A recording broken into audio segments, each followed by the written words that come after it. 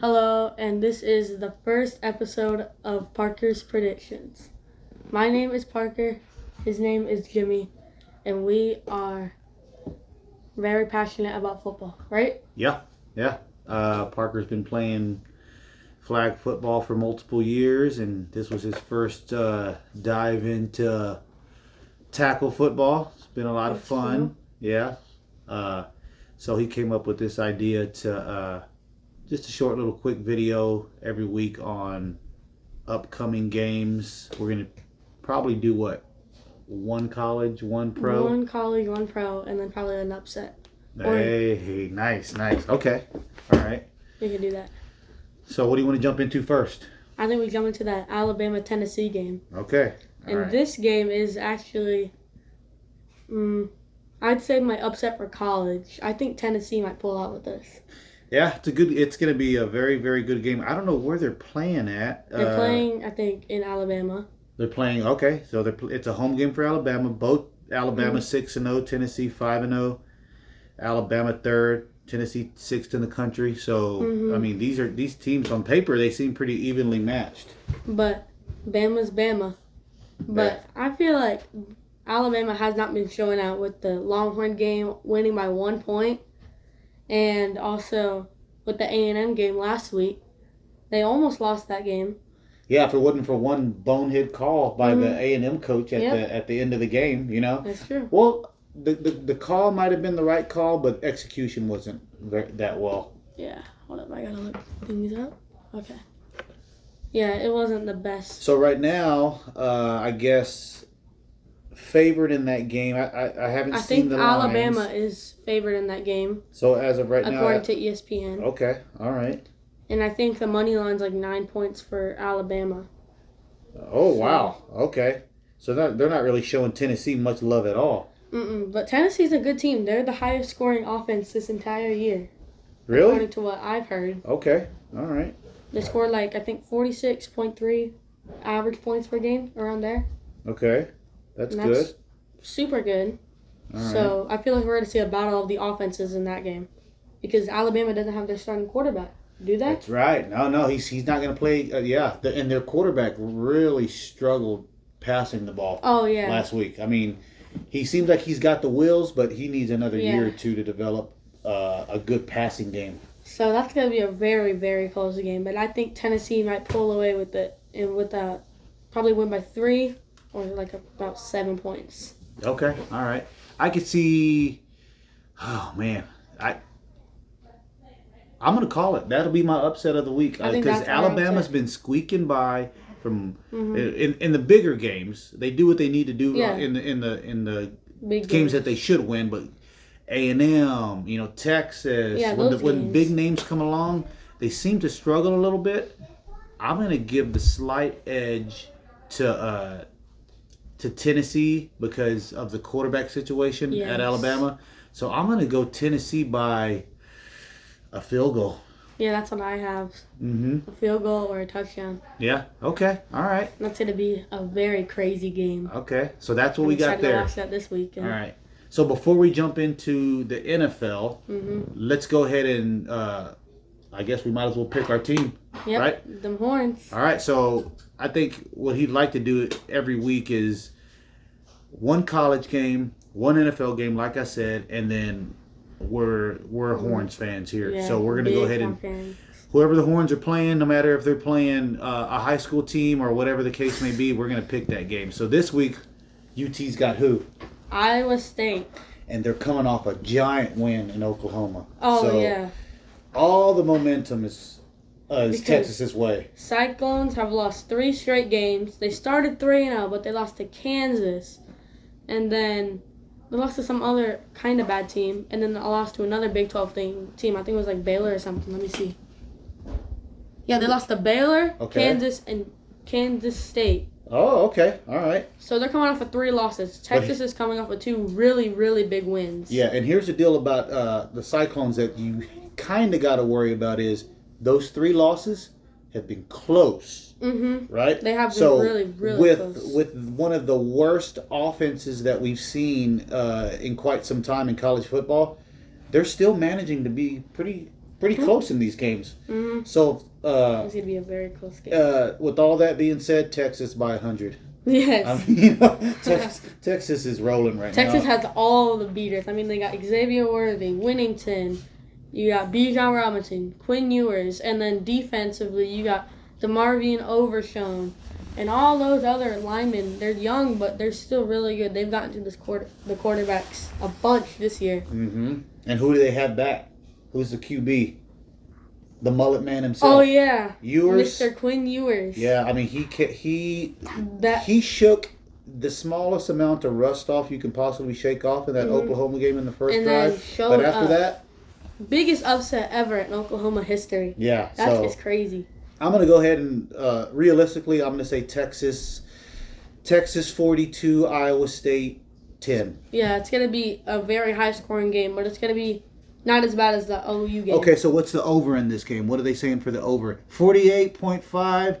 I'm going to say go ahead and take the over, and Texas is good for 42 of that. So, yeah that's I'm going to go ahead and say that. I wish we do that. Okay. But I agree with you. I actually like that 42-10. Maybe Iowa State gets at least an extra field goal or two. Okay. Because they're going to drive down the field a lot. Because this Texas defense is not looking as good as they were in this Alabama game. Okay, so we're both in agreement there. Mm-hmm. So our last pick of the week. This will be the battle It's going to be the late game on Sunday night. Who's that? Dallas Cowboys and the Eagles. Woo! The Philadelphia Eagles. You want to talk about a team that's just surprising everybody week to week. The Eagles, 5-0, the only team undefeated. Yeah. But, and then the Cowboys are doing it with the backup quarterback. I know. They're managing to. Here's the one thing that we're going to have to apologize for in these videos is we got two little girls walking around the house. One's right in front of us that you can't see, and the other one's flickering the lights. So I'm going to have to get up from time to time. Sorry about that. So it's all good. It's all good. This is the battle of the NFC East right here. Whoever wins this game is number one. All right. Who's the favorite in this game? What do we got here? Oh, it doesn't say. That's weird. Okay. Well, it doesn't say, but it's all good. I'm gonna assume since the game, we'll find it. I'm gonna assume since the game is in Philadelphia. Yeah, it is in Philadelphia. And the Eagles are 5-0, and the Cowboys do have a backup quarterback. I'm going to assume, as of right now, we'll get that information up here in a second. There it is. That the Eagles are favored. The Eagles are favored by a lot. Right now, they got them at a 75.4% chance to win the game. And the over 42 points. And basically a touchdown, 6.5. So I'm going to say the Dallas Cowboys party train comes to an end this week. I'm going to take the Eagles, but not by a lot. I'm personally a big Cowboys fan, but even don't judge the game with your heart. I know. I'm not going to judge it by that. I'm not going to judge it by saying the Cowboys are going to win by 200 points. Okay. I'm saying, even though I'm a Cowboys fan, the Eagles are looking like an amazing team, especially Jalen Hurts coming into this game. So I think the Eagles will win by that spread. So so the 6. You think the Eagles got the 6.5? Yes. Okay. All right. Now, I could see that. I could see. But who knows? Cooper Rush could be the first ever starting Dallas quarterback to win 5 games and not lose one. The thing that the Cowboys really need to hang their hat on is going to be their defense. Yes. Their defense is just playing with their hair on fire all season. So I think Jalen Hurts may have a little bit of trouble in the beginning of this game, but he may find a rhythm since they are playing at home. And they got Micah Parsons. Give me Philadelphia with the 6.5. I feel pretty comfortable with that. It may even get up to 10, maybe even 2 touchdowns. But the Cowboys are going to make that a good game, though. I think it's going to be a good game, I do not agree with that over-under. 42, that's going to be a very high-scoring game, in my opinion. Okay. Because both teams' defenses are but they'll both find a rhythm and they'll both go back and forth. Yeah. The 42 points is a lot. Really pay attention, like I said, to that Cowboys defense. I mean, they've been playing good, so I could see a 24 to 24 to maybe 20. So yeah, it's that game. puts you right below the over under there. Mm-hmm. So pay attention to that. But overall, I think the game will start off close, but the Eagles will probably end up running away with it towards the end. That, like I said, that train has been rolling for a while in Dallas, but it's getting ready to come to a screeching halt, and just in time for guess who to come back. Mm-hmm.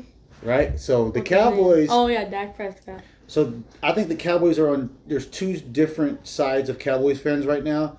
The ones who are enjoying Cooper doing his thing, but then there's the ones that want Dak to come back. So if the Cowboys were to lose against Philadelphia, who's the best team in the league, then they can say, "All right, we want Dak back. Let's go ahead and bring Dak back." But then if they win, they gotta think about this. You gotta keep it rolling with Cooper. You have to. You gotta go until he at least gets a huge loss. And if he loses by like a little points, that's not bad. And if Cooper, if he ends up losing this game, the Cowboys really need to think about making him one of the highest paid backups in the league. I know, yes. Or making him a starter. Ring. The Texans pick up the phone. I know.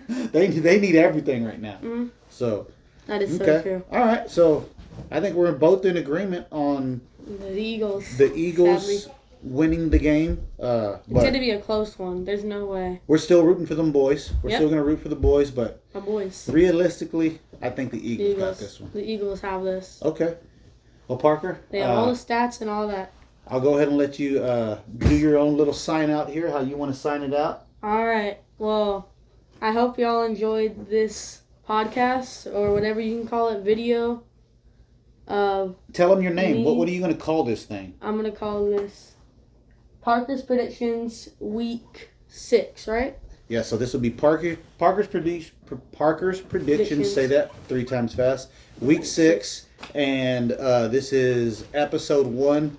And I am like the least tech savvy guy in the world. This guy's going to be doing all of that stuff. I'm just here to kind of fill in for a little bit. But when it comes to the progressing from week to week, you're going to see things change. You're going to see little girls pop in the screen like you just did right there. You're going to see all kind of things get better and better along the way. Especially that lighting right there on the TV. And it's going to be this guy right here. Look, I can fix that. Watch this. Nope, I can't. Okay. Well, go ahead and sign us out, Parker, and then we'll... Well, this has been Parker and Jimmy with you on Parker's Predictions. We'll see you next week, and hook 'em horns. Yep. UT by 100. Yep. All right. Peace. If it ever works.